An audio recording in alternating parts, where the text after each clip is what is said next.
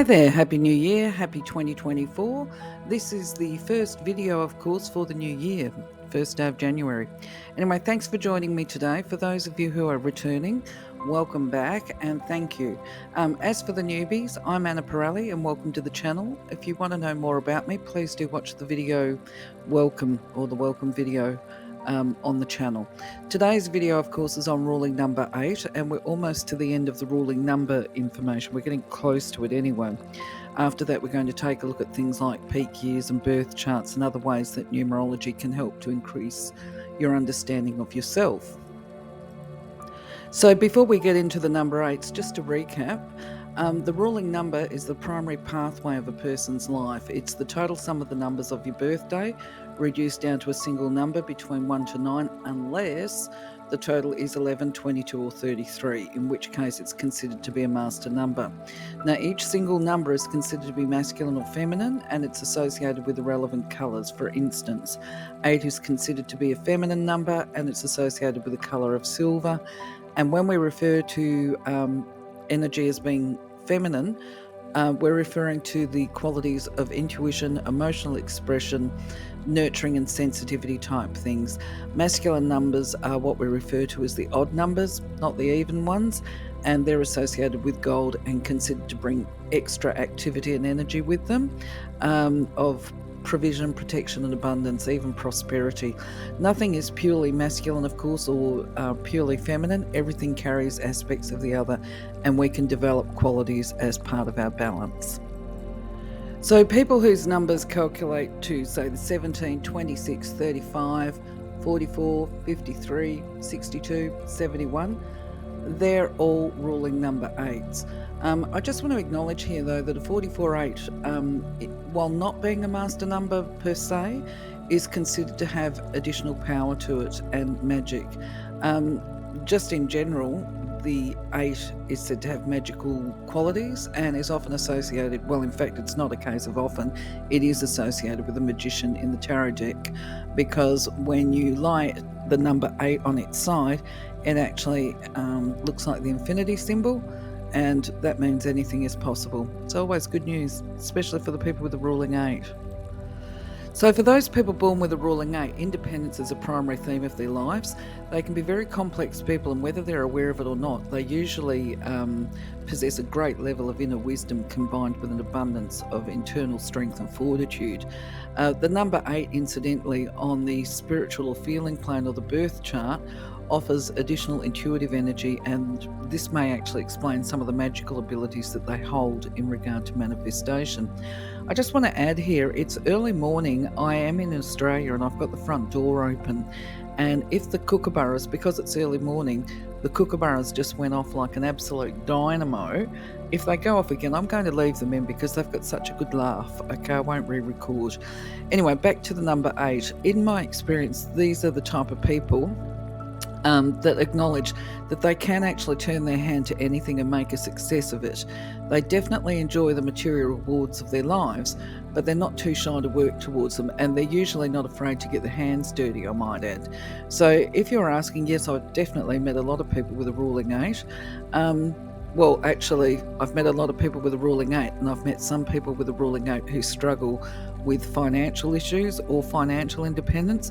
But if you actually have a deep conversation with them, they will outline to you that this is because of the choices and decisions that they've made, and they make no bones about it. And this is because while they enjoy their pleasures, they are not necessarily overly materialistic to the extent that they will prioritise money over family and people.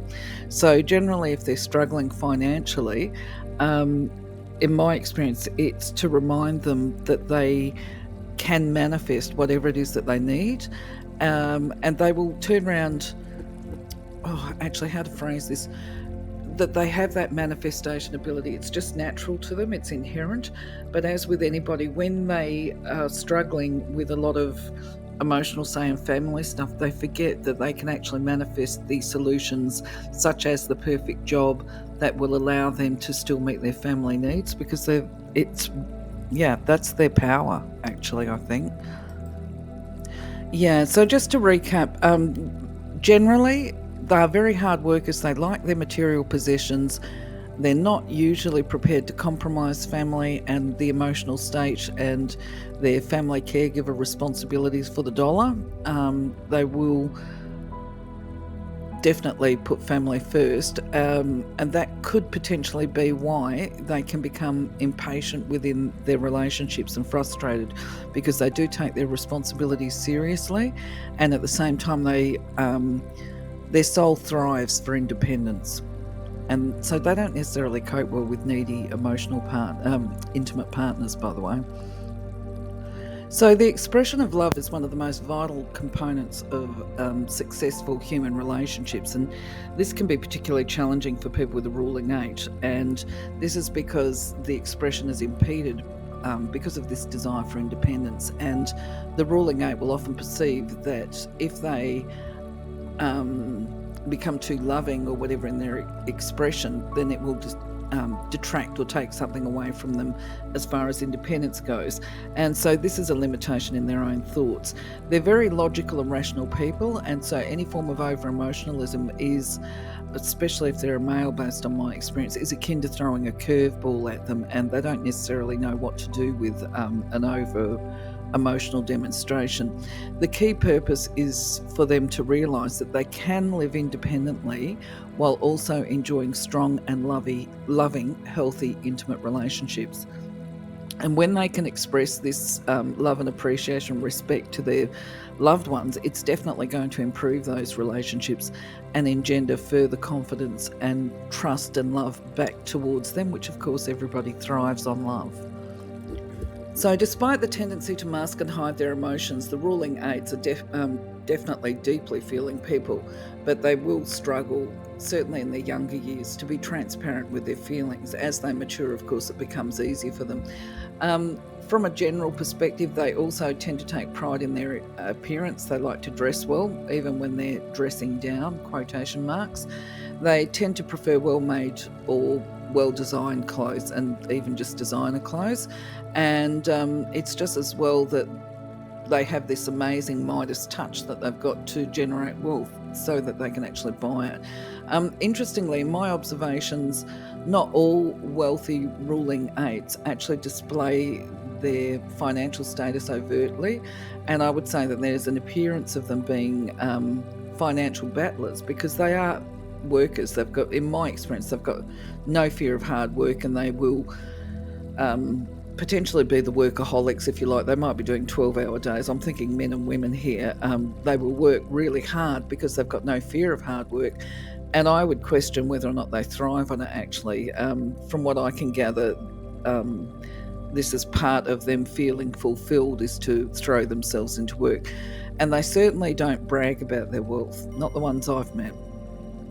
They still tend to be on the humble side and even understated. And in fact, with the people with ruling 8s, it's only after I've had multiple conversations with them that I've learned more and more about their financial status. And this is the really wealthy ones too, because they just, the longer you know a person, the more little pearls get dropped into the conversation, and can be, oh yes, we've bought an investment property down in that place. You go, oh, okay.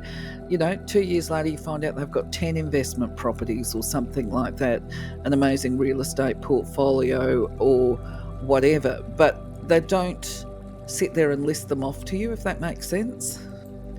So I guess the other thing to note with that is not only are they hard workers and financial wizards, they're a financial wizard because they know how to invest their nest eggs and make it grow for them. They're generally very, as we said before, independence oriented, but they also have a level of self-confidence. And while they can appear to be indifferent to others, this is through that appearance of emotional detachment and the lack of desire to express their feelings. They actually are extremely compassionate people, and this compassion will translate through to or as kindness to those who are vulnerable, such as socially disadvantaged persons or elderly. They certainly possess an innate wealth of wisdom as well as financial abundance a lot of the time, and they learn to draw on this wisdom as they mature. As far as negative tendencies goes, for the person with the ruling 8, I don't think they've got terribly much to worry about, to be honest, but perhaps that's because I like these kind of qualities. Their desire for independence, if not managed, can be perceived as a negative because they can become overprotective of their personal space and then become a bit resentful to those people that they perceive might impede this personal space and independence. This is especially the case if they start to feel emotionally overburdened or burdened by responsibilities such as work that lock them in and impact on their freedom and autonomy. In regard to children, they will struggle to find a middle path. They're usually either overindulgent or excessively strict. I would say particularly during the younger years, there may be an abruptness of verbal communication, and which, if unchecked, it can tend to alienate people who might be in positions of benefit to the ruling 8. So yeah, the communication aspect can be a little bit problematic for some people. I don't personally see it as a problem. I like abruptness. So bearing in mind, we've actually said that the ruling 8s can struggle with the emotional expression. We're talking about feelings here, but there is the matter that they certainly can have an emotional reaction in the same way that anybody else can. So if they wish to become successful in business ventures, and of course they've got all the hallmarks of success within them, it's inherent, then they must ensure that they can contain any emotional reactions and outbursts. So obviously they can become frustrated in the same way that anyone else can, but because I think they're such abrupt communicators, they'll need to learn to draw upon their tact and diplomacy as part of them being able to retain the types of roles that they want to have that give them that independence, and this will involve them working on sensitivity of verbal expression. The other thing too is within their family relationships or at home, yes, there's that need of personal space, but there needs to be a balance. So they will probably benefit from meditation and developing empathy, I guess, understanding, and just the whole business of boundaries. Know your limits, know when to take some space, and know when to put parameters on it. I mean, I'm not an 8, but I do recall I used to put boundaries on with my children. If I knew my limits, I would turn around and say, right, in the lounge room, this is the rules, I'm going off. And I used to go and meditate for about 20 minutes just to recenter, get my personal space back, work on my communication and come back out. Speaking of parenting, for the ruling 8, it's important that they remain and maintain the healthy boundaries for their children as well, because at the end of the day, these children are going to grow up to be adults and we all need to know healthy boundaries. So obviously they're well suited to leadership roles or as business owners because they're very rational, very practical, good with money. They understand finances and they may be attracted to fields such as banking and so forth. However, in my experience, they can be found in most fields within a leadership capacity, and that includes working with children and animals or within humane organisations. I would say that their success is largely dependent on this willingness and capacity to put in the hours needed. I immediately think of a gentleman, a guy that I knew many years ago who's got a ruling 8. And I connected with him when he was about 26, quite young to be working in the role that he was, which was as a senior project manager, earning really big bucks in the mining corporate sector.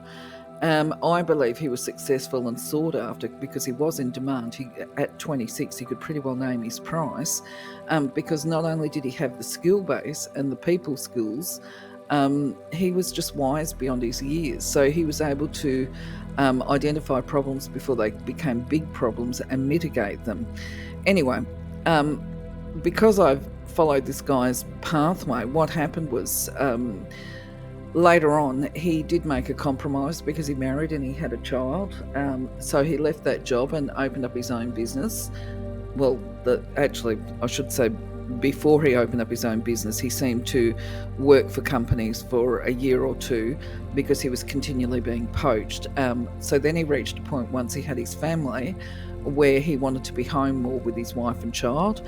So he started his own business. Well, then the business got too big for him because obviously he's good at what he does. it was starting to encroach on his family life. So, after about 10 or 12 years, he then was like, this is too big. I don't want to do this anymore.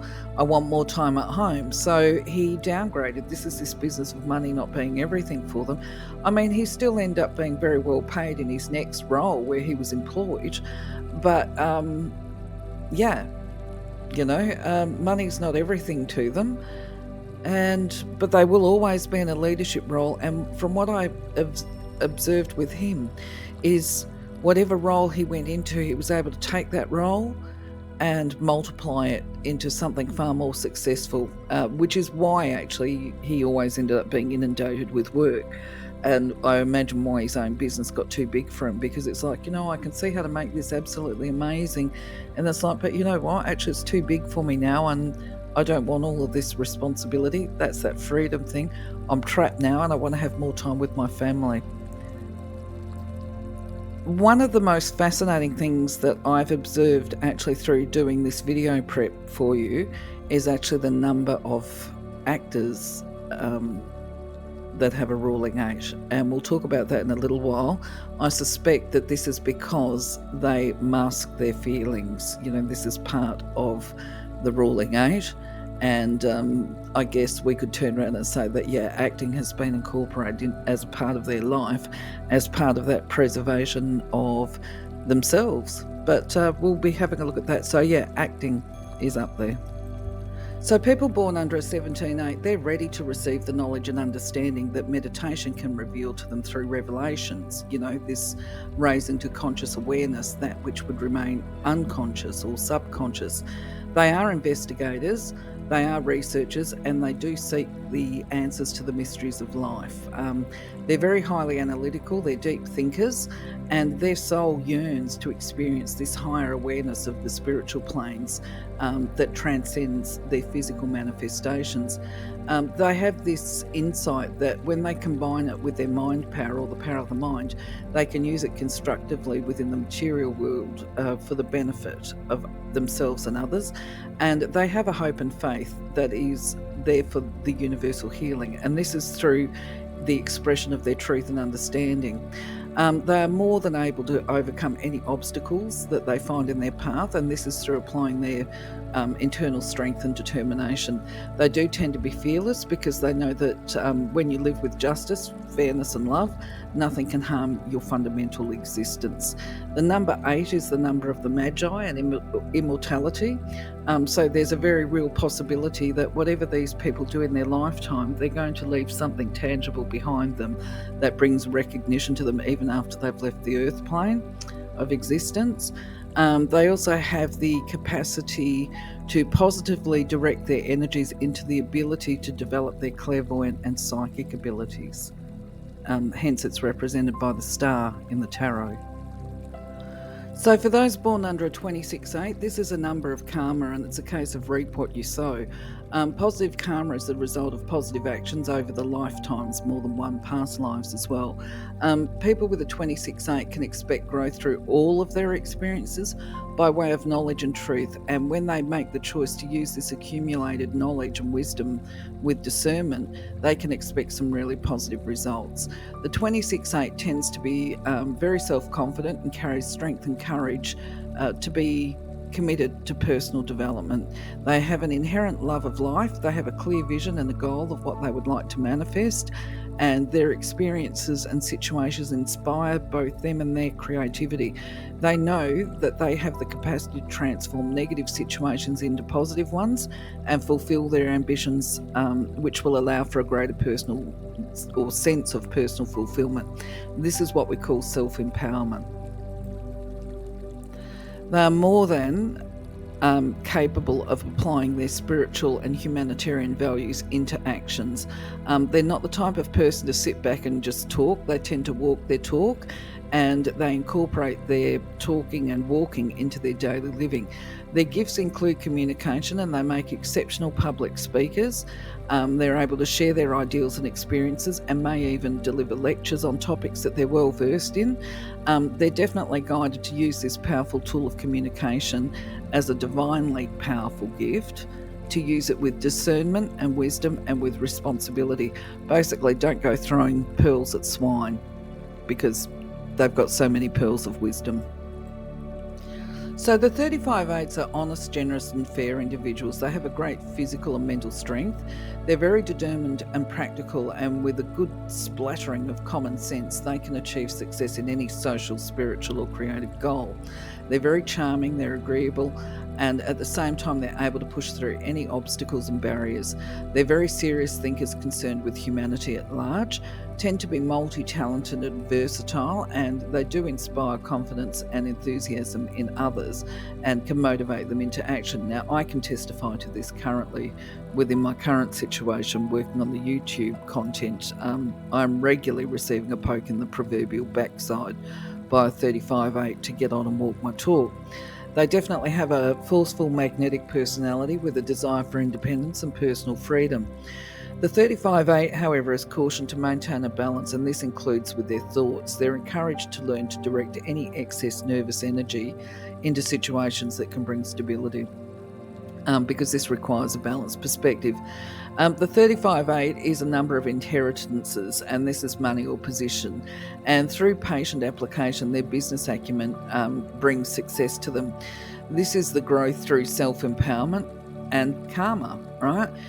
If extremely negative, if they fail to live up to the positive attributes, then there is a risk of a mental breakdown occurring. So it's really important that they retain this balance in their lives, and they may benefit from meditation as well. So the 44/8 is what's called a secondary master number of physical reality. As a master number, it doesn't carry the same potential powers as the 11, 22 and 33. However, it does bring about very strong influences for the earth plane. These people are very practical, they're cautious, they're dependable individuals, and they're very good in all sorts of emergencies and crises because they actually have gifts of diplomacy, a lot of internal strength, they're self-disciplined, very commonsensical, and they have leadership qualities. So there's a practical realism and within them, but they also have a unique imagination and a burning need to contribute to humanity and society. But with everything they do, there's going to be a realistic, material, practical concept to whatever benefits they hope to bring to humanity.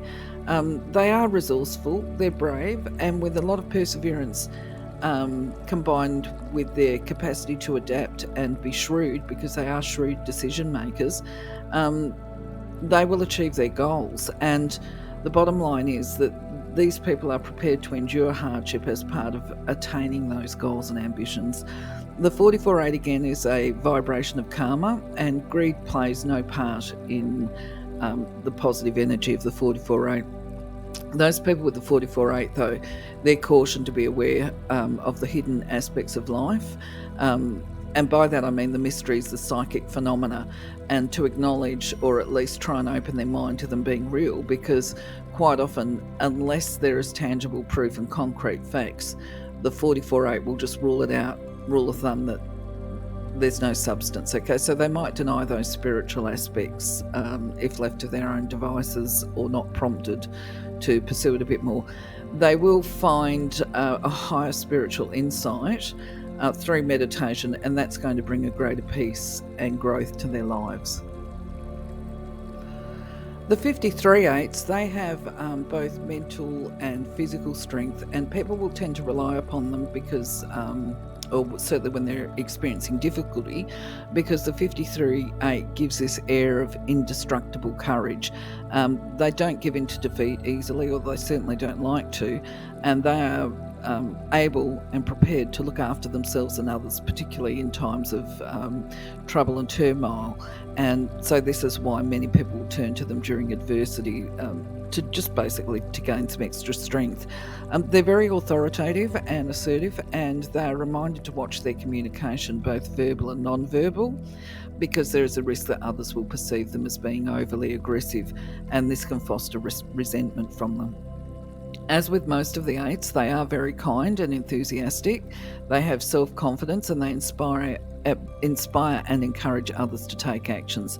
They have the stamina required to embark on the longer term projects, certainly to protect and safeguard others. And as I said before, they're quite fearless. They have a high degree of intellectual awareness, and this is combined with this power of discrimination. It gives them the ability to clearly see the motives behind human nature. And I'm talking about when they're living positively. This is an insight or a gift that should always be directed to the spiritual realm because of 8 symbolizing this material and spiritual freedom along with wisdom. Those people born as a 62.8, they may experience a feeling of entrapment, certainly in their younger years, but with discipline, determination and perseverance, they can overcome all the limitations and obstacles, any deficiencies and negative conditions in their lives, to reach positions of power and responsibility. They're endowed with an ability to master these really powerful energies that are within them and to achieve success and to grow their wisdom. There's a saying that's, to overcome, you will become, okay? And this is this group. They're very thirsty for knowledge. They will study to achieve their intellectual security. They've got an inventive and highly developed imagination, and they're likely to investigate all manner of things and to experiment and be a bit innovative with constructive ideas. They do have a restless nature, and this is probably why they feel a bit trapped during the younger years. But that restless nature gives them the ability to seek and search for the truth and the realization of their own destiny. Once they've stepped into their power, they can transmit this truth to its highest level, both rationally, impartially, and in unbiased ways, because they've developed this expansiveness, if you like, and capacity to see truth and to attain a level of spiritual consciousness. They're very practical, they're organised, they're capable, and they're responsible, and they will reach these positions of authority through dedication, hard work, and self-discipline. And this is wisdom, and this is karma, and this is justice. So that's all very positive as far as I can see. So those with a 71/8 are determined, conservative, and very conscientious. They possess self-discipline, ambition, and a willingness to achieve distinctive material and spiritual accomplishments. They know that success requires application, hard work, and responsibility, and they will set about this to achieve it through the development of their many talents and skills. They know within themselves that the only way to find order, security, and wisdom is to overcome. That saying, actually I should do the quotation marks, to overcome, you become. This is a self-empowerment on all levels of existence. And they know that difficulties and limitations exist only to achieve this strength of spirit, discrimination, patience and wisdom. They also have this inner knowing that it takes time to manifest ideas into practical reality. They do combine honesty with integrity when living positively. I always have to put this little disclaimer on. And they will take the time out to help others and themselves. Now, other people will depend on them quite a lot, especially if they're living upright. Certainly as part of getting them to shoulder some of the responsibilities and to get jobs done. And this is obviously because they're so efficient and proficient at it. These people are advised to take time out for meditation, to access their higher self, to revitalise their spirit, and to bring added strength and balance to their daily lives. So as far as finding famous ruling 8s goes, it wasn't quite so easy for me to find them, right? There was, in some way, I'll explain this to you in a moment. But as far as getting a variety of, say, the 35/8s, the 71/8s, this kind of thing, I was very restricted. The only numbers I was actually able to find was 144/8, which is Jack Black. So considering that's a little bit of a mini power number, that's interesting. Then we have Prince Albert, who is Princess, or I should say Queen Victoria's husband. He's a 35/8, and Nelson Mandela is a 35/8. So both, if we look at the 35/8s, actually there was certainly a level of sacrifice, but real humanitarian aspects with both of these guys. But then what I think is really fascinating, I'm just going to read out names. You may or may not know these. I didn't do a slide up for them. But the 26/8, every single 26/8 that I found was an actor or an actress with reasonable amounts of success, I might add. So 26/8s include Elizabeth Taylor, Joan Collins. Now, we all know that Elizabeth had multiple marriages and she didn't have a particularly happy life, and she also struggled with ailments. Joan Collins, of course, she's had multiple marriages, and she also has been a bit of a powerhouse. Apparently, her career took a bit of a nosedive after a marital breakdown because she had children, I believe, and then she made a decision to get back into her acting career. And so we could say that perhaps Elizabeth could have been equally as successful. Joan Collins might have actually been as successful as Elizabeth Taylor if she hadn't taken time out. Diane Keaton is another famous 26/8, as is Jane Fonda, Paul Newman, and Liza Minnelli, of all people. So that's a little bit of a, look at all these 26/8s. So Matt Damon, if that's how we pronounce his surname, he also is another 26/8, but I decided to include his birth chart because obviously he's young, and also because I had a fascination with the numbers there in his actual birth date. I believe, and it'd be interesting to know this, that Matt is, based on looking at his numbers, I would be very surprised if he's not actually psychic and if he can't see spirit, just based on his birth date. And if I had a conversation with him and he denied that it was happening, I'd probably not be able to help myself but accuse him of being a liar. But anyway, his birth chart is quite interesting because he's got a couple of arrows on there.